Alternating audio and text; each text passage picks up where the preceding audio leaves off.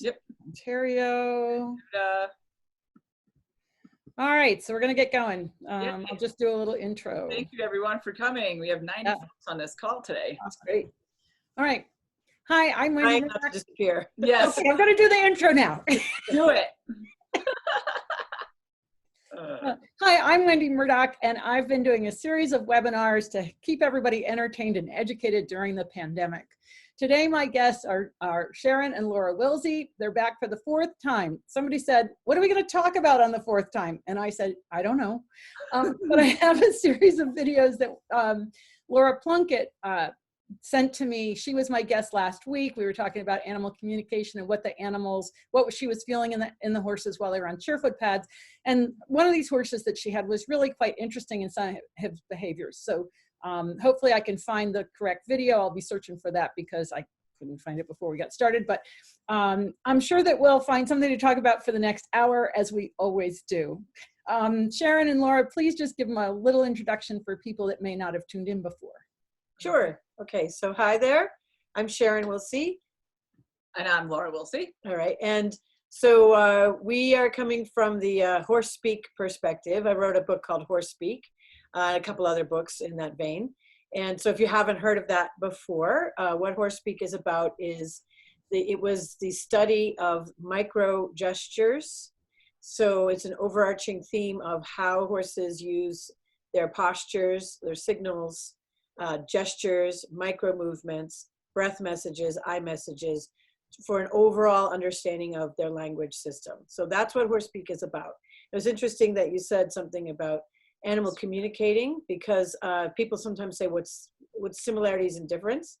And Horse Speak is really based on the evidence that was gathered over many, many years, and a lot of testing that's been done in the field as far as bringing this all over the world, meeting horses from every walk of life, donkeys, mules, and generating an understanding of not only what horses are doing with their micro gestures to communicate with each other, but how we can be adaptive, even though our body is a totally different structure. We have hands, they don't. We have a very short neck, they have a very long neck. So things that are very, very different. Little nose, they have a long nose. But even though that is the case, there are certain things that are intrinsic. And so when you arrive at the intrinsic gesture, posture, or movement, the horses will understand you very quickly, because that movement is organically understandable between mammals. So this has been a really cool process, and it's different from animal communicating, because animal communicating is, I would say, actually taking into account, I think a good animal communicator, their brain is taking into account a lot of what's called decoding and encoding. Decoding is how you break it down and understand the information coming at you. And then encoding is how you put it together and give off a nonverbal language communication. So I think when you're an animal communicator, there's a certain amount of that you're good at. But then there's people who can do communication like over the phone, and they're just looking at a picture of the animal. So they have a snapshot of micro gestures. I think that there's a similarity in that there's a lot of stuff about our brain and our nervous system that we just don't know. We don't know a whole bunch of stuff. As much as we know, there's more that we don't know. So I think it's entirely possible that a person's intuition is something that gets developed with nonverbal communication hand in hand. There's been a lot of studies done with people who are blind from birth who have intrinsic body gestures. So they've never seen somebody else do it, so it's not mimicry. But, they say, they get startled and they go like this. There's things that they do. That snoring is my dog in the background. So I think that there's sort of a way that these things tie in together. But Horse Speak is specifically about learning to see, observe, cognitively understand the separation of gestures and what they mean and the categories that they're in, as well as developing an empathic response that's accurate and appropriate to not only for what I'm feeling, but for the horse's feeling in the moment as well. So that would be that. So what's fun about watching Surefoot is the horses are expressing a lot. So Sharon, just to kind of throw something in here. So basically, horse speak is looking at the physical gestures that the horse is making and understanding it from the communication of horse to horse communication. Correct. And then animal communication. So this is one of the things, because I've watched you and I know that there's a certain level of intuitiveness when you're working. And I actually think that all good horse trainers have a certain amount of intuitiveness, because that's what makes them good, is to pick up on the subtle things. But we're all electromagnetic energy. Right. And so we're all emitting an energy, and it's that energy and whether or not there's a blockage in the energy. And I'm not talking like woo-woo energy. I'm talking truly electromagnetic energy, Yes. like the planet, that each person and each horse emits that. Because one of the things we see with Surefoot is that after a couple hours of putting horses on pads at a workshop, everybody looks doped up. Yeah. And that's because the horse is such a huge electromagnetic field. And as that field goes into a more tranquil state, all of those around it go into a more tranquil state. We pick up on it. And in fact, there was a really interesting post that just came up on my Surefoot Equine Facebook page. A woman had put one horse on the pads, and this other horse came, and I don't know if you saw it, Sharon, because he lined up behind the first horse and let down. Right. And I said, it'd be really interesting to have Sharon interpret that. But, you know, he just came right over and just got tucked. Here's the one horse, and he tucked in right behind. Wow. And then the two of them just zonked. Right. Wow. Yeah. So I'd have to see it to say specifically, but I'll probably be able to pull it up at some point. But OK, so what have you got? What do you want to start with? We did play with the pads. We didn't end up filming. That's fine. Tell us a little bit about what you played with, and then we can go from there. We had, let's see, we did Rocky, and he was really loving having the slants on the front feet. Yeah, that was different for him. So tell him a little bit about, just briefly, when you did the pads with him from the last time. Okay. So he had colic surgery in November, pretty extensive surgery. It was a long recovery. He's had a little bit of edema in the inner thigh of his hind legs and around the groin. And so we've been working with different ways to help, you know, we basically a lot of walking and so forth. But we started doing these calls with Wendy, and I was like, you know what, we should put him back on the pads. So it's like, oh yeah, that, you know.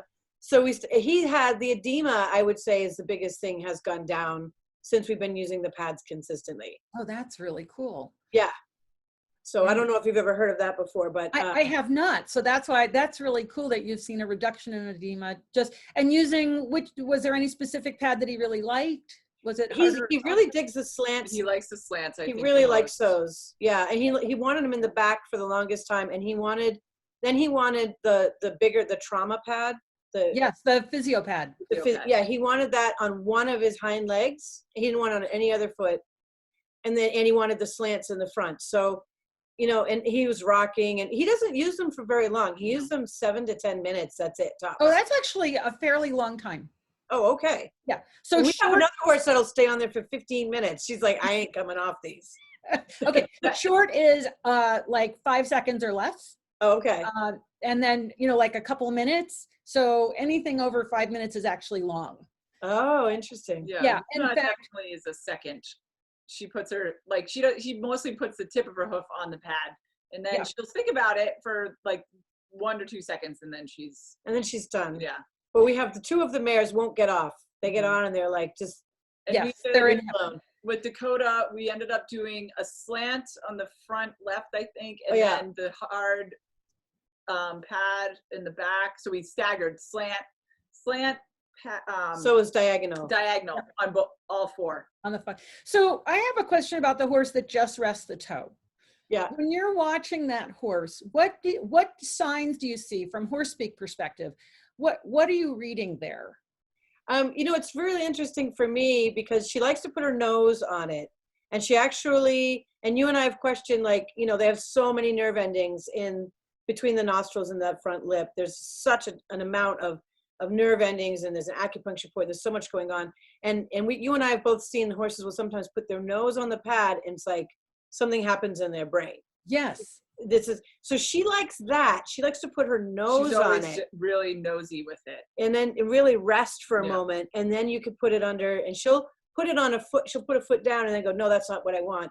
and we go around all 4 feet until you find, and she always wants this one hind leg. And she tripped and fell when she was a baby. So there's no obvious signs of stress or trauma, but she's a little wonky. So she likes to put that toe there. And when she does that, her whole pelvis tilts. Yeah. Oh, interesting. So she's actually letting down in the pelvis. Yeah. Resting the toe. She's kind of resting the leg. Yes. Yeah. Yeah, because I recently had a person, Alex has a thoroughbred off the track, and he stood her in front on the physio, but then he kind of reacted like nervous. So she went to the back, but he does the toe touching sampling, and that's not uncommon. I didn't know if you saw any particular shift in their body reaction other than the pelvis lowering or expression in their face when they're doing that. I do see them. I see Luna when she's doing that. I'm looking for the eyes. There's always a change in the eyes. And the eyes and the ears will often go together. So if an ear goes this way, that's where the eye is looking. Oh. So if an ear flicks to Laura, the eye is looking at Laura. The other ear is looking this way, that eye is focusing on something this way. So they can't do like a lizard, but because the pupil, the shape of the pupil, they can see all the way around. What their brain is taking in, what they're focusing on shifts. And so I noticed her really swivel those ears, and her eye changes, and then usually she arrives, or her eye goes inward.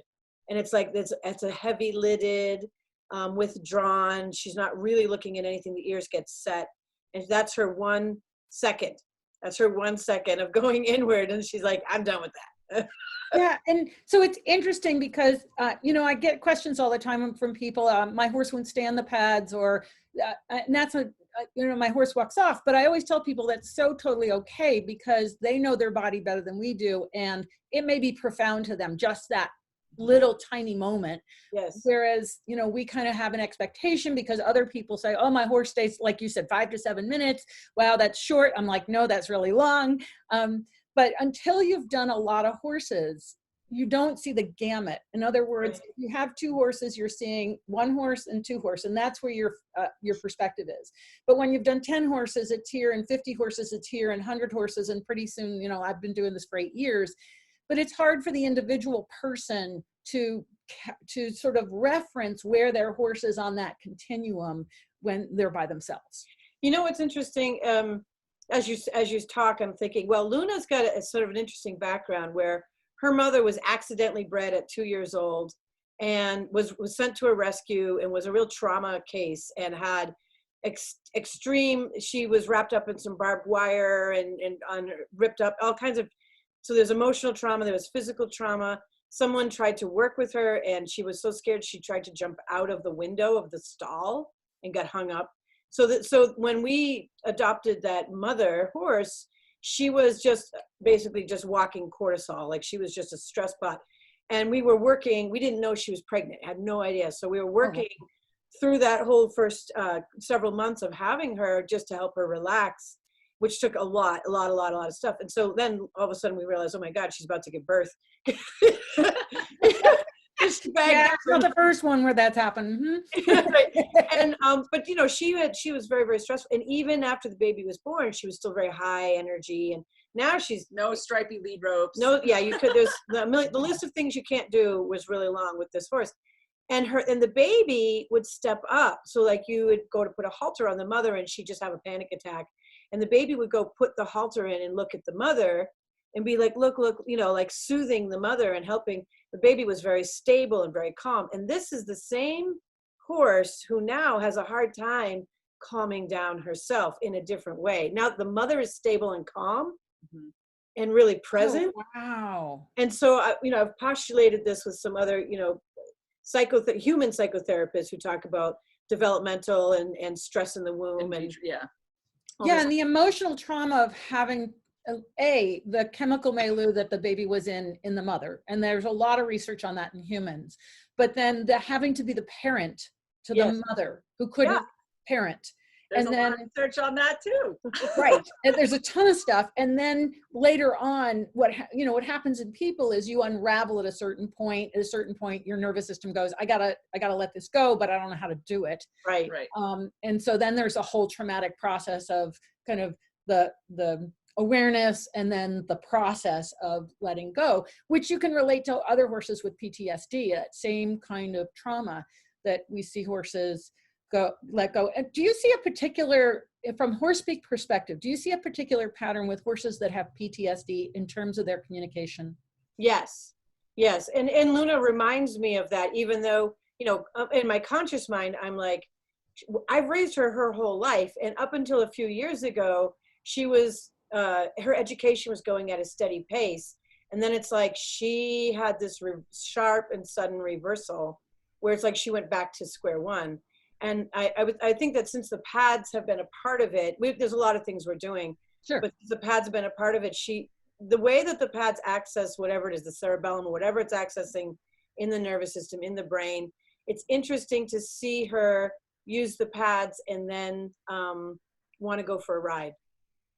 Oh. Which riding is now her big, she was really dependable and you could count on her, and now riding is emotionally stressed. She wants to. She'll run to you. She'll open her mouth for the bit. She'll be like, get on. She'll line up at the mountain, like, get on. And then you start riding, and then it's like, I can't, you know, she loses it. had a really bad tooth adjustment. And so we have been working with an occlusal therapist for the last couple of years, which has made leaps and bounds difference in her balance. After the last tooth balancing we had with her, she would be petrified to go down hills with me on her back. Oh, sure. Yeah, because there's so much proprioception that's happening in the jaw. Yes. And then the day after we had her teeth done, confidence going down those hills. So, but she would be the one, she would literally running and wipe out on the ground. Just fall. So her balance was really, you know, troubled. So now, yeah, we're just back to square one. And the biggest thing that we found with Luna, just in her overall personality and communication, is how important the boundary is with her. Is that she needs to have her 6 inches, and we have, you know, we have our line that we can't cross with her, because she will, you know, she gets upset and then she'll invade my space and basically step on my foot. And let me explain what we mean about that for those who don't know. So if you want to think about human psychology for a moment, and like a toddler, and toddlers need a boundary, they need to know, and they push the boundary because they need to know where it is. And they're going to push it. You can count on it that they're going to push it, but they need you to deliver a consistent boundary, but not an angry boundary. Right. You know, not a boundary of frustration or discipline, but just a consistent, this is the line and it's okay if you have that. And that's now where she's at. So that's what Laura's talking about. And and that's clear, objective, and horses, humans, and dogs all need really clear boundaries. Cats, forget it. Yeah, Rondo has been up in my lap a few times already during the call. So I think with PTSD horses, my experience with them is that they have got stunted. It's like they got mentally, emotionally stunted at some stage of emotional development. And I mean, horses can live, some of them can live up to 40 years old. And so you think about an animal that has that kind of longevity. You look at an elephant, you know, they have such longevity, and how long it takes for those babies to grow up. And there's been a lot of research on the psychosocial development of elephants, but there really hasn't been qualitative research on psychosocial development of horses. So we're just sort of winging it and saying, well, I've seen this and I've seen that, and it looks like this, it looks like that, but we haven't really studied it. So Luna's the horse that had to be responsible for her mother, who was, and the whole bit. And so there's so much about the connection. I'm working on having a equine dentist that's used Surefoot as a guest, because the teeth connection is so important. And I've actually seen this with another horse where they did too much, and for years she was so depressed because she couldn't, you know, her teeth didn't touch, and she lost all proprioceptive feeling. And I wonder if that isn't even part of the boundary issue, is that you don't know where they are in space anymore in the same way because they've lost proprioception. And that's where the pads can be really useful in helping establish proprioception. But she is also the horse that will only rest her toe. That's right. So it's really, this is starting to become a very full picture of a horse with a lot of subtle sort of issues from different aspects that are kind of all culminating into this one place. And of course, it's got to be a holistic approach. Just doing pads isn't going to be sufficient, but the teeth, the feet, and it's really cool. That's a fascinating horse. Yeah. She's fascinating. And she's had acupuncture and chiropractic, and the beamer, and like lots of interesting things. I do Reiki, and so body work are us, you know. We're like, what do you need to, I mean, and she'll tell you what's fascinating about my horses at this point, because we are so holistically minded. It's like, what's going to happen when someone shows up for them, they basically line up and go, you're here to service us. We know that. Yes. So Catherine Wyckoff, my friend and fellow Feldenkrais practitioner and Surefoot practitioner, she works at a therapeutic riding center, and they do a spa day for the horses. And they set out the beamer and the Surefoot pads and some other stations, and they turn the horses loose and they let the horses choose their station. Fun. That's awesome. And she says a lot of the horses will go over and stand at specific pads. You know, that's what they want. You know what else I've done? That is so fascinating. I've done tuning forks. Oh. And most of my horses love the tuning fork on the dock of the tail, and they'll just stand and like the ears flop sideways. And I have a whole range, the solfeggio range, and I'll hit different. And sometimes they like them on the ting point at the bottom of the fetlock. Not the fetlock, the cornet band. Cornet band. And so that's a really fun, and I think spa day is great. And what we refer to that in my books and stuff, I call that just enrichment. And how can enrichment be part of what you're doing? Because of course, the panel you and I and Lynn Tellington-Jones were on, the question they asked us is, why is being calm important? Right. Why is a calm horse important? And that was the question, you know, and it's like, yeah, because if your horse isn't calm emotionally, if they're not calm energetically, if their nervous system is overfiring, if they're on, you know, they're way up in sympathetic, they're not going to be able to focus. They're not going to be able to learn. They're in a level of fight or flight mode. You don't, you know, that's not really the horse that you want to ride. And that's, you know, the thing is, what I love is that we can always equate that to people too. That because we're mammals and we have the vagal system, and I have Violet Van Hees coming back on Thursday to talk more about vagus, especially during this pandemic.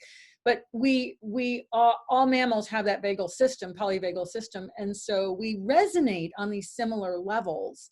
And tuning forks, if you're wondering about that, again, we're talking about frequencies, so vibration. You know, as much as we can't necessarily see those things, we do feel those things. And this is where Bob Bowker talks about the sensory organ of the hoof and how it's picking up vibrations from the earth, and it has different types of sensors to pick up either fast receptors or slow receptors. So you see that as we keep doing these webinars, all these ideas start to tie together, and that's the whole point, is to create this holistic, more enriched picture, not just for the horses, but for all of us, so that we can understand what's going on. You know, it's interesting that you say about they pick up vibration through the hoofs. They also listen through their hoofs. Yeah. So they hear the footfalls of other horses, and it gives information. So and you talk about stomping too. Tell us a little bit about that. Yeah, so human beings, we tend to do weird stuff with our feet. We either shuffle along, or we move too fast, or we tippy toe, we don't make any sound at all. We tend to not be that grounded and anchored in just a rhythmic. If you watch what I call a mentor horse, that's one of the lead horses, that's actually a guidepost for everyone to, like, it's okay, we're all going to be calm, it's okay. You know, they move like this. It's rhythmical, it's predictable. They don't, the other horse might be stressed and running, and that mentor, he or she just stays right here. So for human beings to start this, I'll say to people, you know, march like you're in a marching band, just to get the rhythm, because people can think marching band rhythm and stomping to a stop, because so many people stop, not stop. They stop and then they dally with another foot, and then the horse moves because you moved. And so then you go, what are we doing with your foot? And the horse says, I don't know, are we moving? And you say, I don't know. And then you say, stop, stop, stop on the rope. And they go, well, darn, why didn't you stop? Or, you know, I see it so often that someone's leading a horse and they stop, but they haven't considered the momentum and the length of time it takes. Think of a long bus, how long it takes to stop. And so they stop really abruptly and think the horse should figure it out. But, you know, it makes more sense to prepare and ease into, as opposed to just stop, because you've got the momentum of this huge, you know, 1,400 pound body that's still traveling forward. And if we don't kind of ease into it, I think it's really hard for the horse. It's definitely hard. So if you are thinking marching band, you have a rhythm. And what people often do is they try to go as fast as what they think the horse is going to go, or they have this idea, I need to get there, and they move too fast. And a lot of horses are like, so horses are reading your energy. You talked about energy a minute ago. So if you're moving fast, your energy, your posture, your gestures are saying, I'm in a rush, I'm stressed, we got to get there. So you can still get there in a reasonable amount of time, but have rhythm and grace in your movement, because then they're listening to your feet. And when you prepare to stop, you don't have to like do this, I'm going to prepare to stop in 3 or 4 steps. You could just say, and I'm stopping. Exactly. And I love and. I think of and as half halt. Yes. And I'll say and walk and trot and halt. And that gives everybody, as opposed to halt, you know, and it's so abrupt and giving everybody. But you also do something with stomping. Like I've seen you do that. What's that all about? Stomp to a stop. Stomp to a stop. No, like when you're in a herd and you have horses and you stomp your foot. Oh, you're okay. saying something. That if I'm in a herd and I stomp my foot, it's to get attention on me now. Okay. So like you'll see a horse. Oh, this was really funny. We were in an indoor arena and there was 3 horses turned loose, and one was being introduced to the 2 boys for the first time ever. And they were going to try to, this pony had been around in several places and he didn't get along with anybody. So they had it was a huge indoor arena. So they brought him in so he could kind of meet these 2. One of the horses was a mentor and the other horse is what I call a joker. So the joker's like, what can I get into? So the joker tried to approach the new pony, who was very defensive and was like, don't even look at me. He was like way cold and lonely at the far end. Way cold and lonely at the far end. Yeah. And then finally, so I went to the joker and I modeled some greeting behaviors for the joker that I knew he wasn't thinking of. And then the joker went to the mentor and the mentor looked at me and said, good idea, and modeled the exact same stuff to the joker. And then the mentor turned, put his nose on a wall, which is a signal that says, I'm holding a safety spot. You go do it. I'm going to hold still here. So I'm predictable. The joker goes over to the pony and does the exact same greeting. And the pony's like, that I can do. Wow. And then the joker starts to bring the pony over and they started to maybe play a little bit. Now at this moment, back to the stomp, at this moment, the mentor says, no, that's not appropriate yet. He kicks the wall. He kicked with his front foot. Yeah, it was unbelievable. Yeah. He's like, no, that's boys. all he did. We're not doing this. And they said, ooh, I guess we're not doing that. So if I'm out there and I want attention now to me, I will make a stomp to make a statement. I put my foot down. Well, I thought about that the other day and I was out. So there's 3 horses and I've had more time to spend with them where Al lives. And there's a Welsh Cobb and he's a joker. He's always fooling around and messing around. And I went out to catch them, to bring them in for dinner. And he was kind of messing around. And I thought, well, let me give this a try. And I stomped my foot and he went, whoa, what are you talking about? Like, just like that. Whoa, you know, like you stomped your foot. You're serious. And I was like, no, that's really cool. And it's exactly what he needed, you know, just like, hey, cut it out, pay attention. And he did. Yeah. It is really fascinating. And we even have a saying for it, you know, I'm going to put my foot down about this. Yeah. Like, again, it's so fascinating. We tend to not think about the origin of some of the expressions that we have. And then when something like this comes up, you're like, oh my goodness, I've said that for years, or, you know, I've known of that expression for years, but I hadn't really thought about consciously what that means or what that's doing. So that's really, really cool. You know, when you're talking about that, here's an interesting one people ask me a lot. How do you say I'm done? Oh yeah. How do you say I'm done? So you take your hand and one swish with your hand. And we actually there's a human gesture that we'll go, I'm so done with that. Oh yeah. So that's a tail swish. And so when you're done, like when a horse is ready to come off the surefoot pads and they're ready to be done, a lot of times you'll see that tail swish. Yeah, that's so cool. That because that's such an innate reaction that we have to things like, out of my sight, right? And that's a tail. Go away. I'm done with you. How cool. I hadn't thought about that. Somebody's talking about in the Army, they teach a preparatory command. And when Allie Thurston and I used to teach drill team, we found out that ho is actually the preparatory word. So or the, actually, sorry, not the preparatory word, but the action word. So you'd say, in drill team, you'd say walk, ho, or trot, ho, and you did the action on the ho. So that was actually the prepare and then execute. So interesting. yeah. And all right. One more thing about our friend who was the cold and lonely man in the indoor. When we were done with the session, I don't know, it was about a half hour or so, Sharon was working with the boys and everything. And at the end of the day, all 3 boys were laying down together. Oh. So our friend found a home. Yes. So if you say, I want to be done to a horse, and you buy your thigh, because it doesn't work up tall like this, because we don't have tails in front, they have tails in back. So you got to bring it down by your thigh, but you don't want to go wiggle, wiggle, wiggle, wiggle, wiggle, because that's a different tail swish. Oh, that's like, I'm so done with you. Go. There's a frustrated tail swish. So just a 1 by your thigh swish with your hand. And I've had horses, I do that motion and they just stop and they go, oh, okay, I guess I'm done too. And they turn around and walk and they do 1 tail swish back at me. They're looking over their shoulder like, yeah, okay, I'm done with you too. it's really cool. Well, we're not done yet. We've got more to do. So what I'd like to do is pull up some of this video from Laura's talk the other day. This is a horse, his name is Hunter, and he was rather shut down. And Laura started working with him and using the Surefoot pads, but he did some stuff that I haven't seen, you know, like I've been doing this for 8 years and you'd think I'd seen just about everything, and I haven't. So he did some interesting movements and actions with his head and neck and his feet.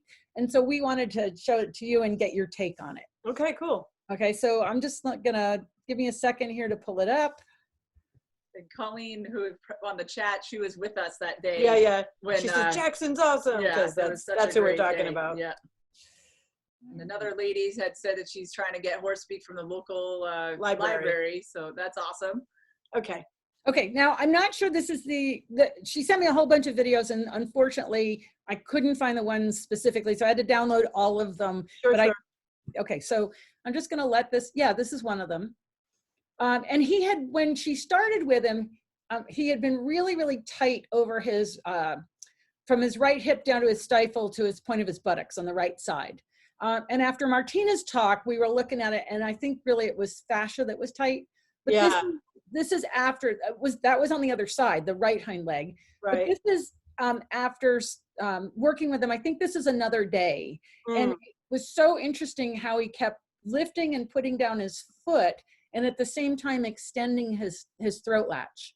Yeah. You know what that says to me? He's using his core and he's using what for us would be the adductors, the inner thigh, the gripper muscles that we ride with on the inner thigh. That's what he's using. That's why he's on the same pad. And see right there, he just used his inner thigh muscles to lift himself up. So I've got my pointer using here. Upper his overt muscles. So I'll just play this again. In fact, I'll just do it a little bit slower. And when he's stretching out his chin and his throat, that's like a core move. Like when a baby's crawling, when they're learning to lift up. Yeah. Because I have my grandsons here. Yes. So when they're learning to lift up, they do this. It's a core move, and look, that's what he's doing. He's using. Hang on, I'm going to make sure that we can see you on the screen while we're and we'll just see if we can there you go. And so I'm just going to drag this because it's really interesting to see how much he's extended his chin forward. Yeah. Right there. And that's not something that I typically see. Right. Right. And there you see he's drawn in a little bit. Right. Right. With the foot coming down. And then he starts to extend it. Oh, wow. It's really interesting because here, if I just play it slowly, you can see the extension in association with the leg picking up. Yeah, look at the core. Can you see the core move? Yeah. All in here, right? All in there. And the inner thigh is what he's activating and working with because he's whatever the tension is in the lower back and the back of the, what is it? Like, it would be the sit bone for us. So so hamstrings. Yes, yeah. And that's so tight on him. But if he can get the inner thigh moving upward. That's really interesting. He kind of really slams it down there and then pushes a little bit and then takes the weight off. Yeah.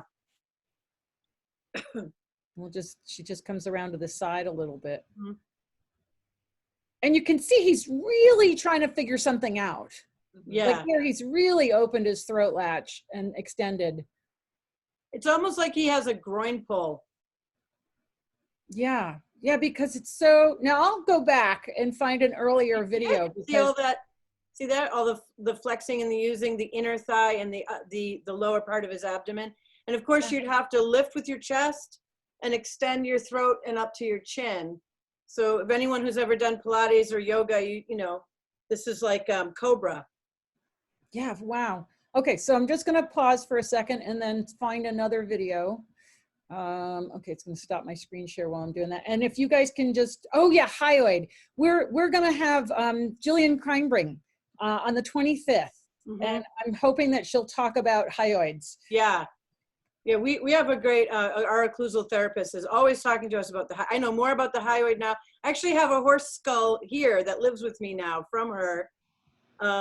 And she's like the little hyoid bone and where all that, and how it's like a gyroscope of balance for the entire body. And I was like, yeah, hyoid is, and that whole thing, jaw, hyoid, throat, all the muscles that, there's like 20 muscles that attach to the hyoid. There's ones that attach to the sternum and to the inside of the shoulder blade. So this direct connection from the foot up through the hyoid connections to the tongue. So, and of course the back. I mean, it's the thing that was really fascinating is like talking about the different skeletal structures of different breeds. And when, you know, like a quarter horse, like I have, she isn't going to collect. oh, speaking of the hyoid. Yeah. Right. Yeah. She's not going to be able to collect because she'll actually stop breathing because the position of the hyoid. And so other, you know, like Frisians or Andalusians, their hyoid is placed differently so that they can actually collect. Go with like that higher neck. The higher neck. yeah. And some horses are really tight. They're like the distance here, if I use my pointer, the distance between the jaw and the neck. In some horses, this is a very narrow space. And so when they come onto the vertical, they literally pop out the parotid glands because there's no space. Exactly. Yeah. All right. So this is actually this is probably the beginning video. Okay. And here he is now on the pad with the right hind foot lifted. And this was the area on this side where we saw a lot of tension in the before videos. Right. You know, and we can see, again, he's kind of working out something there. Like it's much more quiet. It's an earlier session. So it's the eye, that's the inward eye. Yeah. Yeah. That's the inward eye. And so the ears are paying attention to the world but the eye has gone inward. And even when he gets a distraction, he's still going inward. Okay, so pause it right there for a second, just for facial expression, because this is great, so people can watch. So as the ears are scoping back and forth, there you can tell the difference between when an ear hears a sound external versus when his ears are actually listening to his own body. So one of the things is that horses have about 13 buttons. They actually have probably 200. But they have, for our purposes, they have about 13 buttons along the body that they use as communication hotspots. They're communication centers. They have different practical and emotional meaning. And when the horses are self-talking, they also use their same buttons. So in what he's doing here, when the ears are going forwards and backwards and forwards and backwards, he's scanning his own buttons. So you'll see that. And every time he scans a button, then he has a mouth movement. And then he has an aha moment. So he's moving right now through and feeling and getting information as we would think through something, as we would literally chew something over and think something over. And we make changes, we make adjustments in our posture. We change the way we're sitting. We go, oh, and lean our head to the other side instead of to this side. So that's literally what he's doing, is he's thinking, but the expression is very clear through the body. And you can actually watch the wave of thought go from the tip of his nose to the tip of his tail and down his feet and back again. So it's waving through there. See, it waved through and then back, and his head went, Yep. And there goes his lip. Yeah. Yep. And he goes, and then there's that. And then there's another wave going all the way through. It got stuck at the shoulder. Yeah. So it got stuck at the shoulder there. Oh, yeah. Right? And it's going to move. He'll be able to move that through the shoulder right there. And he said, And then he came forward again. And then he's going to bring the thought back and see if he can get back past. So he's, interestingly, as much as he's doing in his pelvis, I would say visibly on the side, it looks like the shoulder, but it's probably the sternum. because of what we saw him doing next. So he's bringing consciousness to the upper part of his body, and there's something there is stuck. And then he has a little bit that goes all the way back and then comes back. And then, so he's figuring out how to work that through by standing on the pads. I think, Wendy, what I like about the pads, like all the other things that we do for horses, and they love Masterson method and tuning forks and all these things, but we do it for them. We do it sort of to them, and they use the pads. Yeah. They have agency. Yes, that's an excellent word. They have agency. They can choose how long, which foot, which density, whether they stand with a toe, whether they walk off, and like he's just standing with one foot cocked and the other down. Yeah, right. That's a really great word. I'm going to latch on to that. Yeah, definitely. We've got a couple questions. So while you look at the questions, I'm going to pull up another video. I think it's the one right after that. But there's a question. Let's see this. Do you talk about the buttons in your book? Yes. Yes. And why is it so important just to leave the horse alone? Oh, that's an excellent question, Loretta. So Loretta, imagine you're having massage, and after the massage, you're in that really, really peaceful state, and somebody comes over and goes mussing with your hair and fussing with you and patting you and all. How would you feel? Yeah. I can't do it in person, but I can do it through the camera. So, you know, we want to allow the horse time to integrate the information. And if we watch Dr. Peters talks about the brain, we get the lick and chew, and that's dopamine. But if we leave them longer and they're in a safe place, they go into a deeper level where there's serotonin. Mm-hmm. Serotonin is your feel-good hormone. And during that serotonin release, he talks about the dendritic scaffolding. So to make a new connection, you have to wire together the neurons. You literally have to like build little highways between them and wire them together. Right. And so serotonin is your chemical that's going to help build the dendritic scaffolding to make the connection between neurons, so that now you have another thought, another awareness, another conscious idea, another possibility. And so by disturbing them, we actually interrupt that process of the serotonin and the dendritic scaffolding being built. And so it's really important to just leave them, just like you, to let you rest when you have, you know, you're processing through something. And Sharon, if you want to add anything to that, go for it. Yeah, I just went into chemistry too, and I've worked with some horses sometimes who, and I'm not an expert at this, but what I would say is the other thing that you get is horses who are addicted to endorphins, which is a morphine drip, really, and you get endorphins like a runner's high, and that's horses that are weaving and cribbing, and they're doing some activity that's releasing, and it's not dopamine, and it's not leading to serotonin, so they're never getting that letdown and that release. So what I've had to work with horses using communication to see if I can help them. And working on this spot right here, because it's also how they do seeking behaviors, and seeking behaviors releases dopamine for anybody. Let's just go shopping. Like when we can go shopping again, we'll be seeking for sales, and we'll be all on dopamine. It'll be great. So people shop. I didn't know that. Yes, you know, right now we're just looking at Instagram, getting my dopamine fix. Yeah. But so like when you said that about the serotonin, I was like, oh yeah, this is yet another way to help a horse shift if they've had, even if they're not necessarily in pain now, but if they went through a pain cycle and learned to get the endorphin drip instead of the dopamine drip, they could have gotten caught in that cycle. So horses that had pain but haven't been able to shift back to normalizing to get back to a good homeostasis.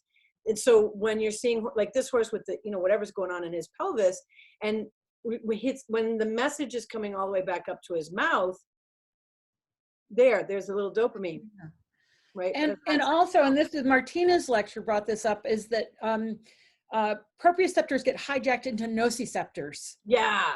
Right? So proprioceptors tell you where you are in space. Nociceptors scream about pain. They're pain receptors.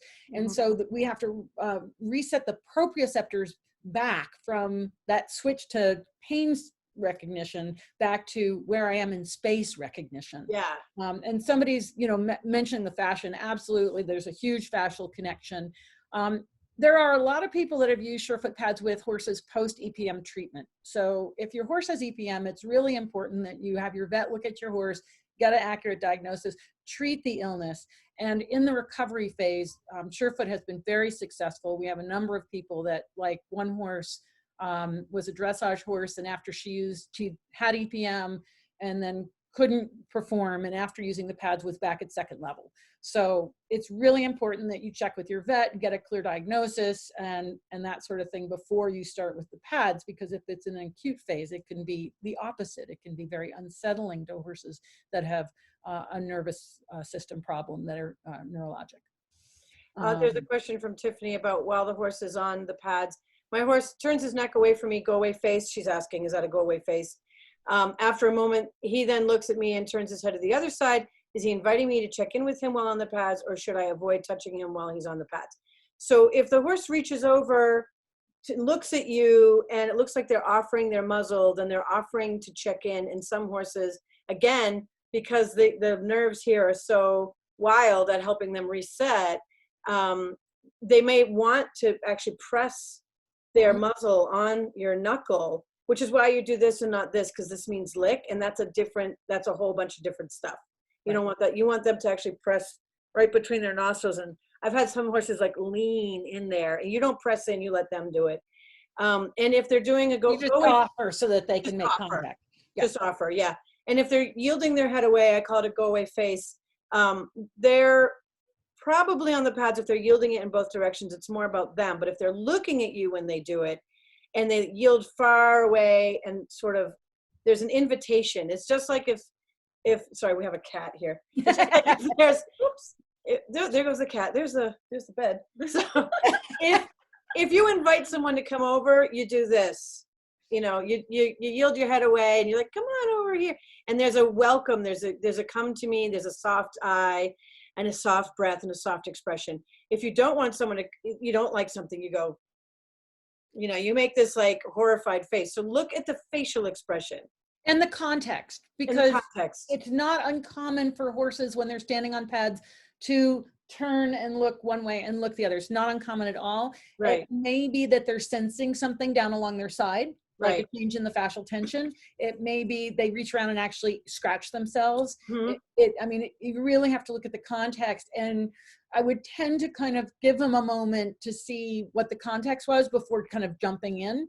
Right. My horse often looks one side and then the other when he's getting any kind of body work. So yeah, but yes, it's like being, you know, it's this tricky thing of being prepared to offer assistance when requested, and recognizing when it's being asked for and not when you think it's being asked for. And you know, and so Dakota, my blind horse, loves the pads, and it's really helped. She's gotten more. She cantered with Laura under saddle recently, just the other day. She hasn't been wanting to do that. And she has been having a flare up in her one good eye. So, but she's been using the pads and then having so much more movement and freedom in her body, which is really fun. And she will request, now I want your knuckle. I need to push my nose. I need help resetting. And now get away from me. I don't want you to touch me. And also you'll see a lot of times the horse will put his head down on the floor and either push against the pad or actually do a sort of what appears to be a food seeking kind of emotion, like sifting through, you know. Stimulating that. Yep. And I've seen that quite often. A simple solution is you can have like a big barrel right in front of them as an option. If they want to press their nose on something, they can press it on, because then you have the lip of the barrel and you have nozzles and you have things, and they'll use that. They'll use the surface of that for self-adjusting, and then it's just not a question. Yep. So we have a question here. Do the horses tend to stay longer as they use the pads more often? I've only done it once so far, and they didn't stay long at all. Just wondering if it might change. Anything can happen. We've had horses that will stand on the pads for a long time and then not want them the next day or even the next couple of weeks. We've had horses that I had a horse just brush its toe over the pad, yawn like crazy, did not want to stand on them. I mean, the hardest part about Surefoot is really being present with your horse and just observing what they do without judgment or concern. Like, oh, my horse didn't stay as long as your horse. Mm-hmm. You know, and then look at the context. So Alex sent me a picture of her thoroughbred, and he was rather concerned about the pads and she wasn't sure about them, but every ride got better and the 20-minute sticky walk was gone. So duration is not the critical piece. Offering is, observing is, and then feeling what's different or how they move and what's different. And then like with the gray horse, with the videos I showed you, Laura just kept offering, and she thought he was done. She thought he was done. And then she said, would you like this? And she'd go around and see which foot he'd lift and then put a pad under the foot he would pick up. Not try to make him stand on it, but just say, this foot, this foot, this foot. Oh, this is the one you want to pat under. And then obliging that. So you're really a facilitator as opposed to a director. Yeah, yeah. And Luna is that way. You can offer, when you first start, you can offer, and she'll touch it with each foot, and then she'll select the foot. It's always that same hind leg. And then if you ask to pick up another foot to try it, and no, she will not. It's lead, weight, feet. Nope, not. Yeah, it's not coming. It's like a dog that you can't pick up. That's right. Yes, that's right. A question for you here, Sharon from Allie Doyle. Can you read it? Do you have your chat up? No, I'm going to read it. Yeah, you go ahead and read it because I have to find it. Okay, it says, there's a chronic cribber in my barn that I offer my muzzle hand out to check in with, and he came over and seemed to want to communicate. I checked in and did go away face with him. He seemed annoyed with angry ears. He's not mine, so I can't really help him out too much further. He's always very interested in what I'm doing when I'm working with my horse. Is there anything else I can do? So after you do a check-in, so this is normal horse. This is horse on horse. So when horses check in with each other, they might touch muzzles, or they might do an air greeting from a distance. Like say there's a fence, they can't actually get to each other, or they're just too far away. So it's like us going, hey, Wendy, right? And she's way over there. And she's like, hey, she looked at me, right? That's great. And then when you're done checking in with somebody or something, you lean back. Like she did that too. She leaned in. Did. Right? And then she leaned back, she was done. And so the go away face for them is the lean back. Okay, that's nice. Now let's have space. Let's connect and let's have respect. Let's connect and let's have respect. And so if he's a cribber, then you've got that whole thing going on where he's addicted to the wrong chemicals. He's got stored pain, memory of pain, active pain. He's got something going, those receptors that she was talking about before are flipped. And so when you say, okay, connect, now let's have respect, he may not be present enough to say, oh, the respect part, I just wanted connection. I didn't know about, so that's the boundary line. And you will have that sometimes with, you're interrupting a pattern. You're interrupting, a smoker in the middle of taking a hit of the cigarette. You knock the cigarette out of his hand and they're like, hey.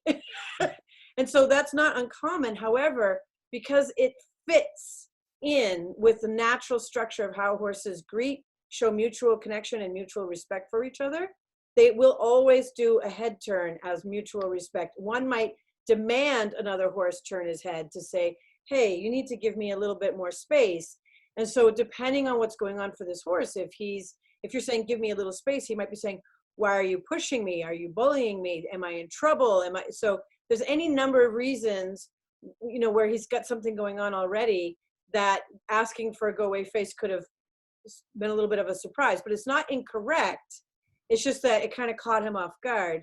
So you can do these things from more of a distance. You can model go away face yourself. So you, like what we just did, we got in and we got really, hi Wendy. And then I'm going to sit back and then she's going to sit. So you can say hi to a horse and then get out of their bubble. And just be like, I will go away. I'll step away. Let me model this. There was a horse I worked with once who'd been a stallion. He'd been an isolated stallion for 5-6 years of his life. Then someone bought him, gelded him.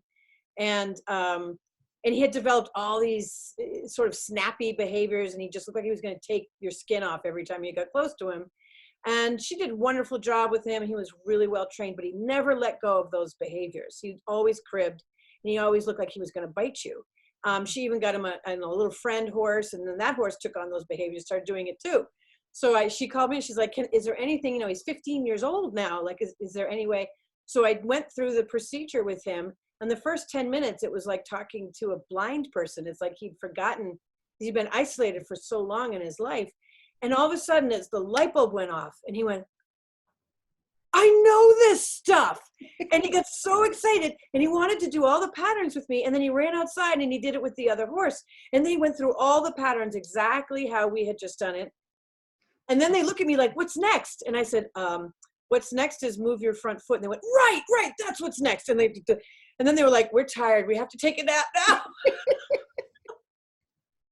That's so cool. And unfortunately, cribbing is one of the most difficult vices to change because the chemical release from cribbing is it's crack. It's so strong that, I have somebody right now and they're doing an experiment to see if Surefoot pads can help with cribbing. And I mean, I just don't know. Right. And so we're really all following this case, very, very interested, because it's probably the one that people have the least answers for. There's Right. we did have a really good success story with a cribber. Yeah, well, we have that. And then, one other horse that we know, we got in touch with a vet, and for the gastric, the horse is on the Outlast, which is a Purina product for gastric problems, as well as a thing, I don't know anything about, like, it's called the sponge, and you get it from your vet. And it's supposed to help clear out the stomach, especially after a horse has been on antibiotics. And we actually, Mummy sometimes cribs our horse, and she was on a course of antibiotics for a tick.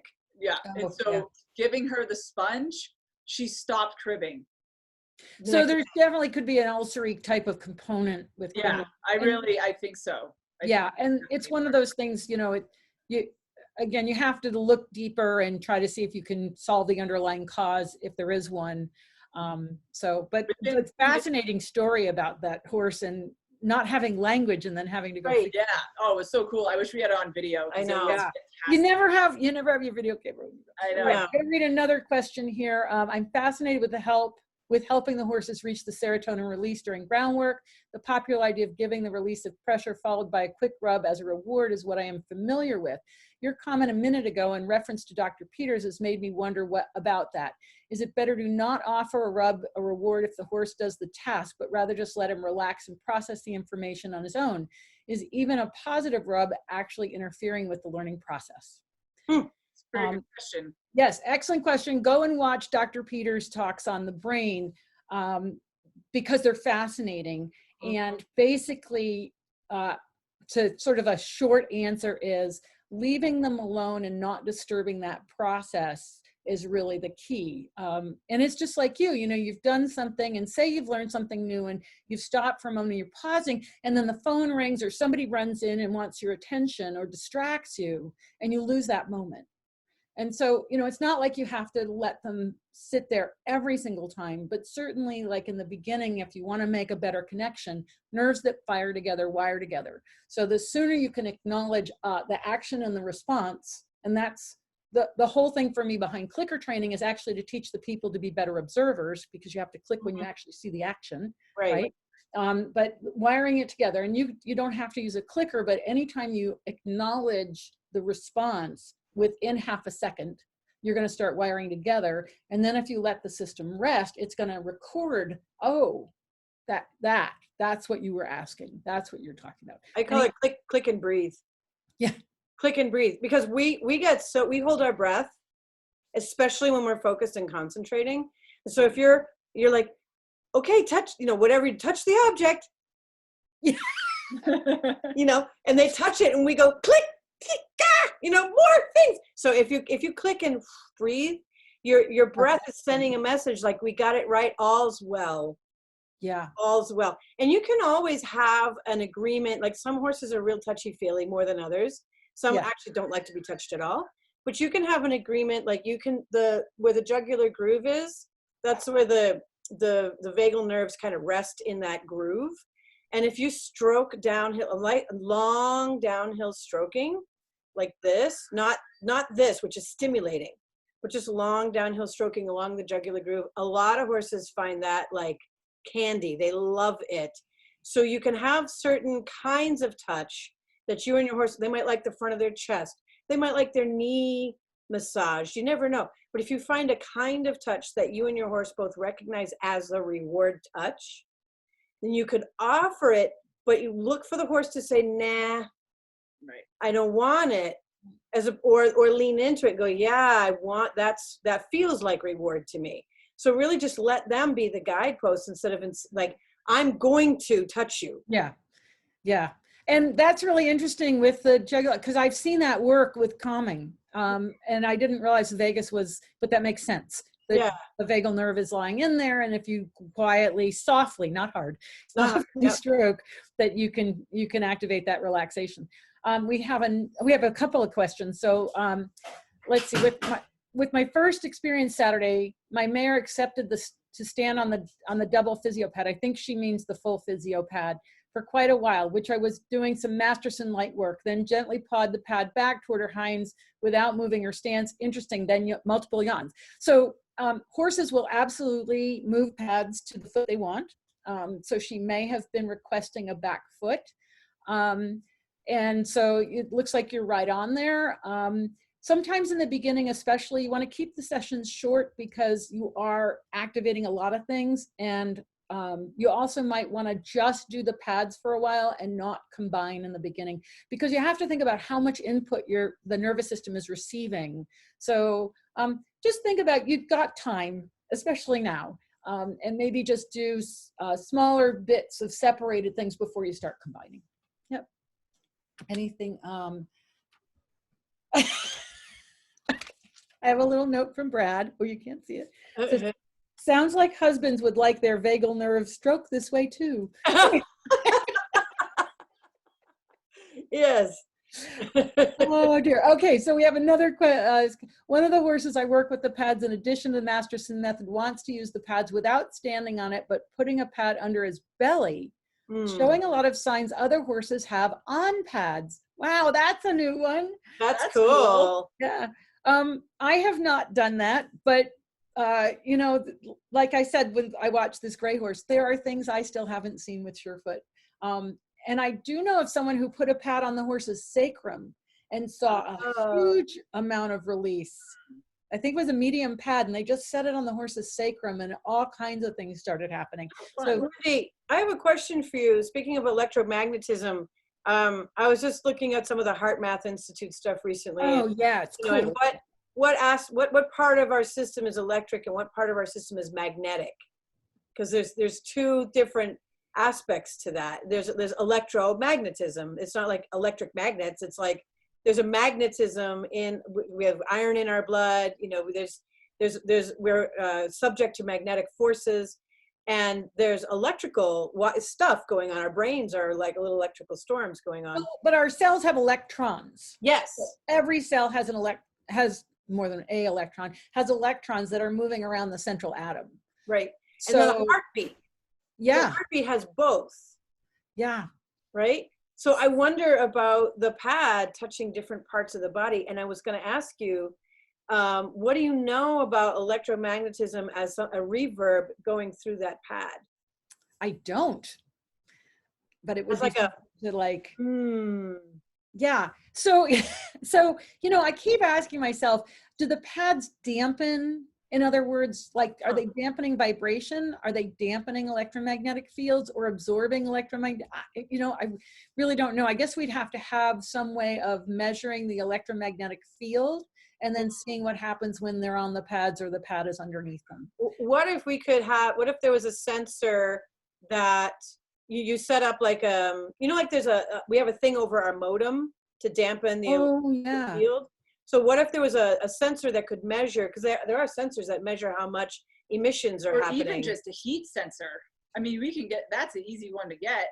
So we have people with thermography units that are starting to do experiments, looking at changes in blood flow using pads. I don't know where those studies are in terms of their process right now, but I do know that Joe, your daughter, has a thermography camera. Maybe this would be a good experiment. Sending a message. But yeah, I mean, there's so many ways we want to explore and kind of figure it out. And we're just, you know, some of it requires some really technical equipment and probably the biggest thing is the control.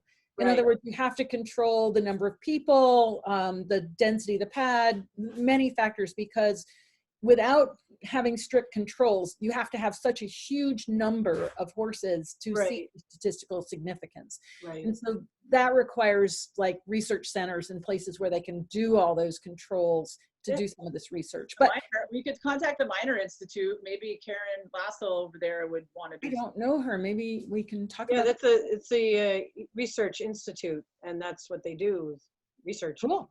All right. So they're pretty cool people. Somebody's asking, can you talk more about cribbing? My horse is a cribber from almost birth. That's my understanding. I've had him since 1 year old and big time cribber now 6 years old. He's been using pads. He likes them, has seen him sway, hind end going inwards, etc. Could I help him get off cribbing? Good luck. I mean, once they're a cribber, like you said, the chemistry is very addicting. Yeah. There was a cribber, probably the worst cribber I've ever met in my life. She was a 5-pack a day smoker, this horse, you know, like she was just not, like she was skinny wild. Because she would not eat, she would crib.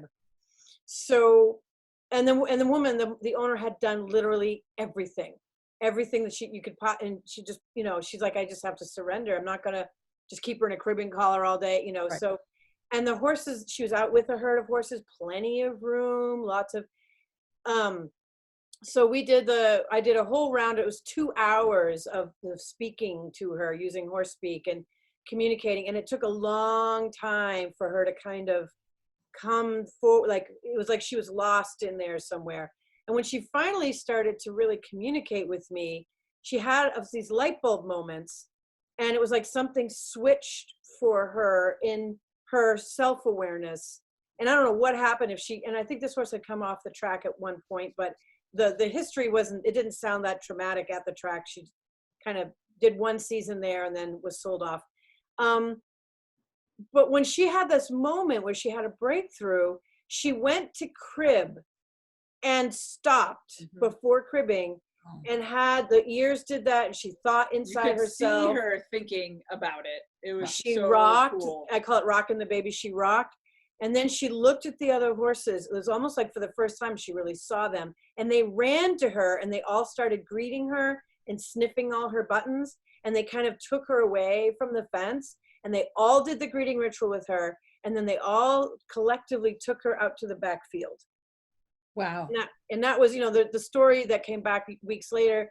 She was still a cribber, but it wasn't that. It wasn't this insane, I can't even eat. She was actually eating. She was grazing. She was spending most of her time out with the herd, and cribbing was just something, if a fence was nearby, she'd be like, oh yeah, you know, I still like it, but it wasn't the same intensity. So I think, you know, get the teeth checked too. Like we were talking about this really occlusal therapy, which is so important. The natural balance dentistry. It's amazing. Yeah, you can't, you know, and ulcers. I mean, you've got to look at the whole package. And the sponge, it's a miracle. Like I couldn't believe it. I was like, looked, and I'm like, Mommy, because it would be, she'll have her grain and she'll run up and crib on the post. And then 2 days after doing the sponge, she ran up and went right to the hay rather than went to crib. So there's hope. Yeah. Talk to your vet. It's called the sponge. I don't know anything about it, like what its actual name is, but I think it's actually sea sponge. Okay. It's a powder. Throw it in some grain, like a few tablespoons. So we have another question. How should I address the obsessive licking that my mare does? She usually licks the metal gate or metal latches, often after eating. Also, she will lick me and my clothes if I don't move away. So that's usually they need to reset. And when I've met mouthy horses, they're either kind of funny mouthy, like lick, lick, lick, lick, lick, or suck on the lead rope, or chew on my reins, or knock everything off the shelf, or even aggressive mouthy horses. When you can offer them the correct mouth massage, which is using the back of your knuckle, because you don't want anything that they can really get a hold of with their teeth. So this is a safety mechanism. And it's just like with the Surefoot pads, where, you know, a horse might step a toe on and be done. So if this is a muzzle, I might go in and stroke down once between the nostrils, right between, you can't be on either nostril or on the side. Do not do the side of the mouth. It's right between the nostrils and down. The acupuncture point GV26 is right here. It's for shock and trauma and all kinds of things. You go in and you go down once, and you'll see some horses will go, and it's like the whole like, what just happened to me? And they even like leave, you know, and then come back a few minutes later, and they might present the muzzle and go do that again. But the touch, the contact has to be as though you were stroking down the skin of an orange. So if you were pressing on the skin of an orange, you're not punching and you're not oh so soft. You've got to be like the skin of an orange. So maybe practice on a piece of To say it's a great way to practice, right? Yeah. Yeah, cool. Let's see. Someone's asking, would it be better to use verbal praise rather than physical gesture? You know, so much of that depends on the individual. Some people love praise, other people don't talk to me. Some horses respond better, you know, so you really, I think that in that instance, it's figuring out what is the thing that particular horse really responds. We like to use yes. Yeah, we use yes. Yeah. Yeah. And then we I have to be careful with good boy. If I say good boy, my horse slams on the brakes. I used it to teach him when I was lunging him over. I don't have a fence, so everything, if I'm lunging him, it has to be on a line because I don't have a fence in my arena. But he would rush his fences, so I taught him to jump on the line, and I would say good boy, and he would stop. So now if I say good boy, he's like, you have an emergency stop. That's great. And then somebody's asked if Jillian Kreinbring is going to be available like this. Absolutely. It's going to be on Monday, the 25th. I can't remember what time. We've set a time, but I'll send out an email just like I do for all the webinars. So if you join my email list at murdochmethod.com, join the email list on Sunday of every week, Saturday or Sunday. This week it was Sunday. I send out an email with all the guests for the week and links to all the guests so that you can join. Webinars are limited in their number, so you do want to sign up early. And all of the videos are available afterward on my YouTube channel, Surefoot Equine. So yeah, I mean, I'm just going to keep going with these webinars as long as I can. Oh, yeah, somebody's saying it's, go ahead. Oh, I was just going to say the most exciting thing since the last time we talked was the fact that Rocky's edema was relieved from standing on the Surefoot pads twice. And one was half-hearted, like he stood on it for a second and moved off. Mm-hmm. And then the second time he was on him for 7 to 10 minutes. And the fact that that it was a lot of edema. I mean, it was really, I was getting really worried, like he pulled a stitch and he's got fluid. I don't know what's going on. And it's basically gone. Wow, that is fascinating. That's really cool. I'm just going to look quickly through the comments here and on the chat and see if there's anything else. If you want to share anything else with them right now while I do that. I think it is the biosponge. They were. Yeah, I think so. Yeah. Somebody said we could just hang out here with you three all day long. Feelings mutual. Yes. When I said put the pad on the sacral region, all they did was they just placed the pad on his sacrum. We're gonna try that. His pelvis. I mean, I think it sounds crazy, sure. But my horse turns out the leg when I work her quads. Often when looking back at me, she asked me to work deeper. Maybe. Again, it's context. My one mare taught me how to give her a treat. She lifts up her back leg, and I come from behind the back leg, and she would reach her head around and take the treat from under, like up by her udder. And then she taught that to my other horses. So now my horses, when I'm at the back end to do a stretch, they automatically pick up their leg and want me to give them the treat underneath the back leg. So, you do have to look at context with certain behaviors. Biosponge supports healthy gut gastro. Okay, so somebody's put that up in the chat. Good. Platinum performance, excellent. Is there anyone in Eastern Mass for the Surefoot pad therapy? Okay, Surefoot is not a therapy because it's really an education and it's an offer to the horses. And yes, there are people in Eastern Mass. Becky Kells is in Eastern Mass, and on my Surefoot Equine website, my new website that's up, we're listing practitioners. They're not all up there yet, but because we only launched last Friday. But we are working on getting everybody listed and up on the website so that you can find people and it'll have contact information. So let's see. We have a first-time listener to a webinar. Woohoo! Woohoo! There was a question. There was a question. Someone put the horse on a. No, this one right here. Oh, when you introduce the pads, do you use any kind of body language to let the horse know what you're up to? Yeah. So once you know how to do the greeting ritual, you can greet with anything. So then you're using the same gestures for greeting. Like if I'm going to shake Laura's hand, shake my hand. Hi there, right? So that's a greeting. So with a horse, you do the greeting is muzzle to muzzle. Hey there, how's it going? So that's it. So now something in my hand, like a brush or anything. Oh, I'm greeting with this now. So I want you to greet this. So check out my saddle, check out my thing. So check out my Surefoot pad. here, greet my pad. And the horse says, oh, I'm greeting they put their nose on and go, what the heck?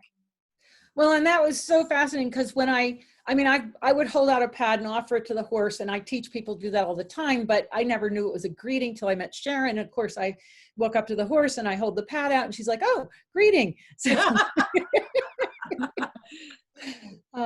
So someone tried the pads with a blind horse for the first time. You would have thought I'd set his hoof on fire. Any thoughts to comfort him, as I suspect he could really benefit? That's you, Wendy. So my first question is, did you come up on the blind side or the vision side? And how well did you allow him to like check out the pad? So it may be that he couldn't see it well, or you surprised him. And then it's really important that you start with a harder pad, not a soft pad that is going to have too much give, because it can startle them. Like that's where the physio pad could be really handy, because it's a lower profile and it's going to be more stable and it's not going to have the give. And the other thing is, I would take the pad and stroke the horse so that they feel it, and so that it's not just something that surprises them. It sounds like it was a bit of a surprise. I might even stand on it myself where they can see me with the good eye, and I might even have another horse that's not blind on the pads in the vicinity of the blind horse, so that they get the feeling from the horse that's on the pad. So you really have to break it down for these horses, because they may not understand what's going on or understand how to process, and they've figured out how to deal with their world. They're like, okay, I know where everything is and I can mime my way along, and now you've changed things and I'm not sure what to do. So the answer is he has no good side, so it must be blind on both sides. So I would stand on the pad and touch the horse. Yeah, great idea. I would stand on the pad and touch the horse's wither, because they're going to feel you. That's what that horse in the beginning of this conversation, the horse was touching the field of the horse in front who was on the pads. So if you stand on the pad and you touch the horse, something is going to get transmitted.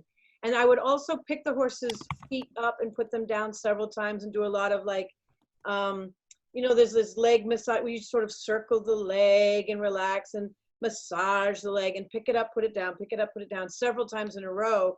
And then touch the toe in the air, touch the toe to the pad. Like you have the foot up and just touch it, but don't have them stand on it right away. Just you can also pick up the foot and just put the pad. That's what I'm thinking. Yeah, on the foot that way, and just press it a little and then take it away and put the foot back down. Yep. It really is a matter of starting to think, how can I break this down into little tiny pieces? Right. So I always talk about an alphabet, and in order to spell walk, you need a W, an A, an L, and a K. And if you don't have the letters, you can't spell walk. Well, in this blind horse's case, I think you have to break down and spell each letter, like break it down into as many little tiny pieces as you can, and then slowly connect two letters into H-O-O, and just very slowly process that. I just think it was unexpected, and she wasn't sure. And, some horses think that the ground might give way, and that's dangerous. And so you have to consider that. Hi, Suzanne. She's got to go because we've run over time, but that's glad you were here. First time on pad wanted to bite the pad. How do you respond? I don't let them bite it. They are not warranted against bites. You could let him touch it, you can stroke him with it, but I wouldn't let him put his teeth on it. I don't know, Sharon, if you have some comments about teeth. Yeah, one of my horses just says, this is so good on my feet, it must be good on my stomach too, and she just wants to eat the thing. And we just have to say no. Yeah, go away face. Go away face. No, Two fingers don't at the bite cheek. it. Right, not the mouth, the cheek. So when you touch here near the back of the cheek, that's where horses touch each other to say, hey, cut it out. So so you just want to use good sense, and sometimes they want to explore things with their mouth, and sometimes they paw them a little bit. Like when I see them pawing them, to me it's a bit of confusion. They feel something different, they're not sure what it is, they want to try and investigate. They might use their mouth, they might use their foot, but you want to remove the pad when you start to see that this could cause damage to your pad, because they're confused, and you want to give them a break from it anyway, so that they can just sit for a moment and think about what they experienced. Here's that pause to just integrate, right? Yeah. It's like Sesame Street. Word of the day: pause. Pause and breathe. Yeah, pause. P-A-W-S, pause. Pause. Or could it even be P-A-P? Oh, you said P-A-W-S. I was. Wow, I must be tired. Yeah, that can happen. Using task analysis for those horses that are blind or more sensitive. I'm not sure what task analysis is, but maybe that's breaking things down. What about adjusting their mouth with the pad? I'm not so sure about that, but there's a question mark. So, you just want to be aware that your pads could be damaged by, excessive pawing and teeth, and, take care of them. And also recognize that a lot of times in that moment, there's confusion, and you don't want to leave the horse in this confused state. You want to remove it for a minute and let them think about it, take them for a walk. Sharon, how do you view when you see a horse confused about something? What's a good recommendation? Exactly what you just said. Just like what we would do. If you're confused and someone's saying, try it. No, try it. It's gonna be fine. It's gonna be fine. You're gonna love it. Try it. It's just too much input. We function the same way. And so what would help a person, what would help a human being who's confused or who's kind of overwhelmed, most of the time we want to take a walk. We're like, I'll be right back. Yeah. I'll be right back, and we go somewhere, even if we're in back in the day when we could go to restaurants and be like, I'm going to the bathroom, Yeah. I'm going to take a walk. I'll be back. And you need that motion to kind of sort things through. So just take them for a little circle, and then let them try it again. Yeah, that's what I recommend is just, give them a break, take a little rest, even go let them pick some grass for a moment, so that you're still processing when you're doing that. When you think about, you've thought about like learning a new computer, like Zoom, learning a new computer program, and then you go out, and I go out in my garden, which is where I do a lot of my processing. And then it's like, oh, that's not so, I get it. We have a few more questions, and then we're going to wrap this up. Somebody's asking about the pad under the belly. I think it was on the ground, but you could try holding it. Was the stroking the orange for cribbers or just horses in general? That's there's 100 different reasons why you would want to do mouth massage. And you can even just offer it on a horse who doesn't seem to need it, but they might really like it. And so just touching an orange is how to get the right touch, right? The right pressure and the right feel. Because some people are too much or not enough, or they don't, so if you can put your knuckle on an orange and round the orange, that's enough. Yep.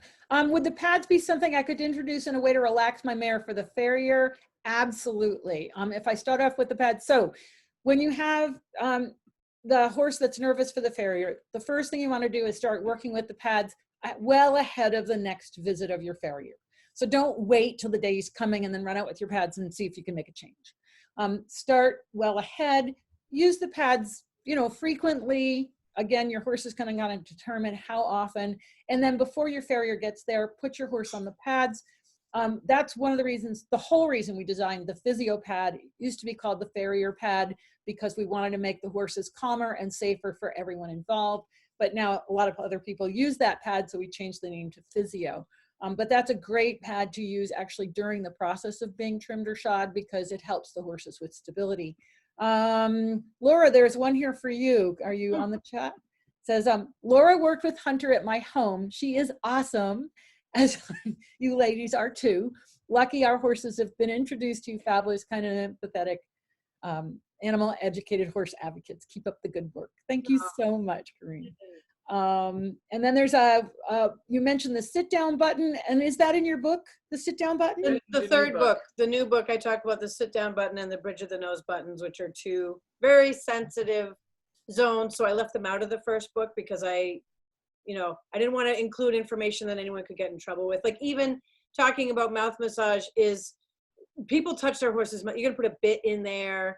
You're gonna, the horses get dentistry. So it's worth it to learn how to correctly touch their muzzle. And some horses don't want it, just to put, just like with the pads, they touch it and they're done. Some it's like a quick second and they're done. And some horses have had trauma to the mouth. They've been twitched and they're like, don't get anywhere near me. So if that's the case, that's okay. It's not the end of the world. I have had some horses who were really highly aggressive, and I wasn't going to get my knuckle anywhere near their face. So I used the end of a crop. So like the rubber end of a crop. And I did the same thing. It was just in and down. And that horse very quickly went, oh, this is something different. So I think like what we're talking about here when we're saying introducing something to the horse is you want them to have agency. So I don't want you to grab your horse by the back of the head and say, I'm gonna rub your mouth now, okay? You like that, didn't you, Laura? I can see that the vagal nerve Look how response, happy she instant is. flush. She Go can't help with it. That's Vegas right there. Yep. And let's see, I have, my horse lets out a snort when he sees the pads. I would tell you to slow down. If a horse is snorting, then I would slow down. I'd present it and take it away. I might stand at it myself, have another horse stand on the pad within sight. You have to really pay attention to those little, you know, ear cocks, head cocks, little snorts, And because they can escalate. And so it's just a warning sign to slow down. And also with processing and also approaching, especially with a foreign object, you know, being mindful of your core. So your belly button, where is it pointing? You know, sometimes what we tell our folks is, especially if the horse is on a pad having a nice time, turn your belly button off and you can offer your palm. And we say it's a hold hand, and just like, I've got you, I'm holding you, holding space for you. And even with farrier work or anything that you're trying to do, like on cross ties, being mindful of the core and putting your hand up and saying, I've got your back. And it's a profound thing that horses love. It's an intrinsic message. Yeah. Last question. I don't have pads yet. What would I choose, angled or flat? You always want to start with a pair of flat pads. You can add the angled pads later. And by the way, we're doing a special this week. We have 30% off the Harmony, actually for month of May, 30% off a Harmony equine muzzle if you buy a package of firm and firm slants. Sorry, firm and firm slants. I've been talking for an hour and a half. You can go to my website, murdochmethod.com, and go to the Surefoot Sets page, and you'll find that package there. It is muzzle season. The grass is growing. It's been cool weather, and it's really important to be able to pay attention to your horse's weight and not let them get in the danger zone. Dr. Harmon did an excellent webinar last week that you can find on my Surefoot Equine YouTube channel to learn about the signs for laminitis and understanding the difference between PPID and IR. Sharon and Laura, I think I've talked out today. Thank you so much. This was like the rapid fire hour and a half. I mean, it was just flew by. And yes. Great questions, awesome conversation. Once again, just thank you so much for joining me. It's such a pleasure, and I'm sure we'll have to do this again. Yeah, definitely. It seems to have to be a 2-week routine. I miss you. I'm loving it. 2 weeks on Monday, it's the thing I look forward to, I'll tell you. All right, well, thank you everyone for joining us, and have a great day and enjoy your horses. All right, bye. See ya. Thank you.